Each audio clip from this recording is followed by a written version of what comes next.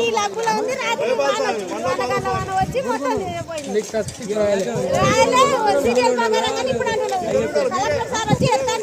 ఇప్పుడు బండి తీసుకొచ్చిన బండి తీసుకొని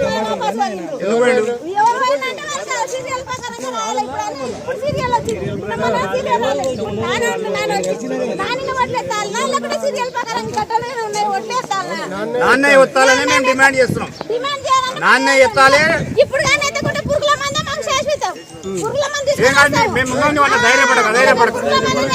అధైర్యపడకు మేము ఉండము.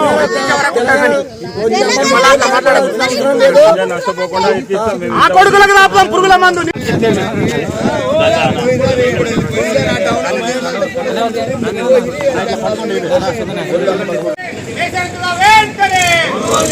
ఆదుకోవాలి రైతన్నలను, ఆదుకోవాలి రైతన్నలను. కాంగ్రెస్ ప్రభుత్వం వంటి వైఖరి, కాంగ్రెస్ ప్రభుత్వం వంటి వైఖరి. ఇదేమి రాజ్యం, ఇదేమి రాజ్యం, ఇదేమి రాజ్యం. రైతులకు ఏ బాధిస్తారు వాళ్ళ పరిస్థితి కానీ కొందరు కాంటా కాదు, కొందరు కాంటా లెక్క ఉంటుంది. కాంటా కాని ఓకే అది ఎట్లా ఇప్పుడు తడిసిందంటే 50 కిలోలు 100 కిలోలు అవుతుంది. ఏంటి అదే కట్టిస్తారా? ఇట్లా తడిసిన దానికి ధర ఏమి ఇస్తారు?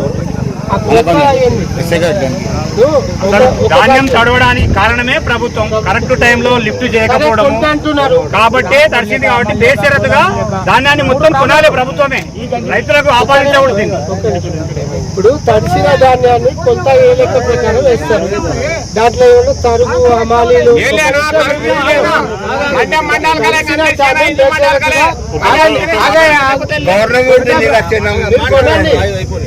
ఇప్పుడు ఒక బ్యాగు 80 కిలోలు ఉంటుంది, 40 కిలోలు ఉంటుంది. ఆ 40 కిలోల లెక్క ప్రకారం కట్టిస్తారా రైతుకి? ఎటువంటి తరుగు లేకుండా అది హామీ ఇస్తారా?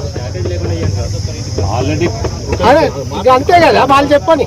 నేనేమంటే 3000 బస్తాలు పడితే మీ ఒక లారీ పంపిస్తే ఎన్ని పోతాయి? 30,000 ఇప్పుడు 30,000 బస్తాలు 3,000 నువ్వు 30,000